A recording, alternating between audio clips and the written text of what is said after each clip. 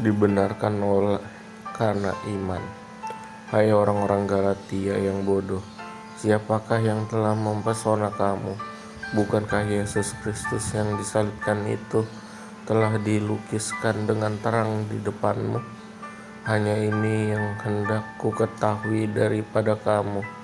Adakah kamu telah menerima Roh karena melakukan hukum Taurat atau karena percaya kepada pemberitaan Injil? Adakah kamu sebodoh itu? Kamu telah memulai dengan Roh, maukah kamu sekarang mengakhiri di dalam daging? Sia-siakah semua yang telah kamu alami sebanyak itu? Masakan sia-sia. Jadi bagaimana sekarang? Apakah Ia yang menganugerahkan Roh kepada kamu dengan berlimpah-limpah dan yang melakukan mujizat di antara kamu berbuat demikian karena kamu melakukan hukum Taurat atau karena kamu percaya kepada pemberitaan Injil? Secara itu jugalah Abraham percaya kepada Allah, maka Allah memperhitungkan hal itu kepadanya sebagai kebenaran. Jadi kamu lihat bahwa mereka yang hidup dari iman, mereka itulah anak-anak Abraham. Dan kitab suci yang sebelumnya mengetahui bahwa Allah membenarkan orang-orang bukan Yahudi oleh karena iman, telah terlebih dahulu memberitakan Injil kepada Abraham. Olehmu segala bangsa akan diberkati. Jadi mereka yang hidup dari iman, merekalah yang diberkati bersama-sama dengan Abraham yang beriman itu. Karena semua orang yang hidup dari pekerjaan hukum Taurat berada di bawah kutuk, sebab ada tertulis, terkutuklah orang yang tidak setia melakukan segala sesuatu yang tertulis dalam kitab hukum Taurat, dan bahwa tidak ada seorang yang dibenarkan di hadapan Allah karena melakukan hukum Taurat.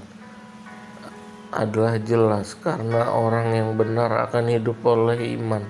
Tetapi dasar hukum Taurat bukanlah iman, melainkan siapa yang melakukannya akan hidup karenanya. Kristus telah menebus kita dari kutuk hukum Taurat dengan jalan menjadi kutuk karena kita, sebab ada tertulis, terkutuklah orang yang digantung pada kayu salib. Yesus Kristus telah membuat ini supaya di dalam Dia berkat Abraham sampai kepada bangsa-bangsa lain, sehingga oleh iman kita menerima Roh yang telah dijanjikan itu, hukum Taurat atau janji. Saudara-saudara, baiklah kupergunakan sesuatu contoh dari hidup sehari-hari, suatu wasiat yang telah disahkan sekalipun ia dari manusia, tidak dapat dibatalkan atau ditambahi oleh seorang pun. Adapun kepada Abraham diucapkan segala janji itu, dan kepada keturunannya, tidak dikatakan kepada keturunan-keturunannya, seolah-olah dimaksud banyak orang, tetapi hanya satu orang, dan kepada keturunanmu, yaitu Kristus. Maksudku ialah janji yang sebelumnya telah disahkan Allah, tidak dapat dibatalkan oleh hukum Taurat yang baru terbit 430 tahun kemudian, sehingga janji itu hilang kekuatannya. Sebab jikalau apa yang ditentukan Allah berasal dari hukum Taurat, ia tidak berasal dari janji, tetapi justru oleh janjilah Allah telah menganugerahkan kasih karunia-Nya kepada Abraham. Kalau demikian, apakah maksudnya hukum Taurat? Ia ditambahkan oleh karena pelanggaran-pelanggaran sampai datang keturunan yang dimaksud janji itu, dan ia disampaikan dengan perantara malaikat-malaikat ke dalam tangan seorang pengantara. Seorang pengantara bukan hanya mewakili satu orang saja, sedangkan Allah adalah satu. Kalau demikian bertentangankah hukum Taurat dengan janji-janji Allah? Sekali-kali tidak. Sebab andai kata hukum Taurat diberikan sebagai suatu yang dapat menghidupkan, maka memang kebenaran berasal dari hukum Taurat. Tetapi kitab suci telah mengurung segala sesuatu di bawah kekuasaan dosa, supaya oleh karena iman dalam Yesus Kristus, janji itu diberikan kepada mereka yang percaya. Sebelum iman itu datang, kita berada di bawah pengawalan hukum Taurat, dan dikurung sampai iman itu telah dinyatakan. Jadi hukum Taurat adalah penuntun bagi kita sampai Kristus datang, supaya kita dibenarkan karena iman.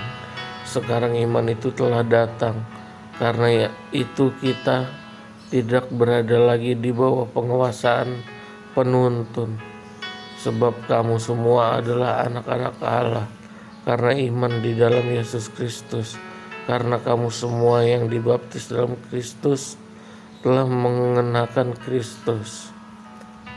Dalam hal ini tidak ada orang Yahudi atau orang Yunani, tidak ada hamba atau orang merdeka, tidak ada laki-laki atau perempuan, karena kamu semua adalah satu di dalam Kristus Yesus.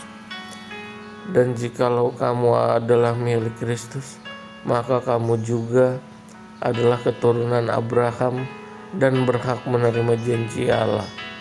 Amin.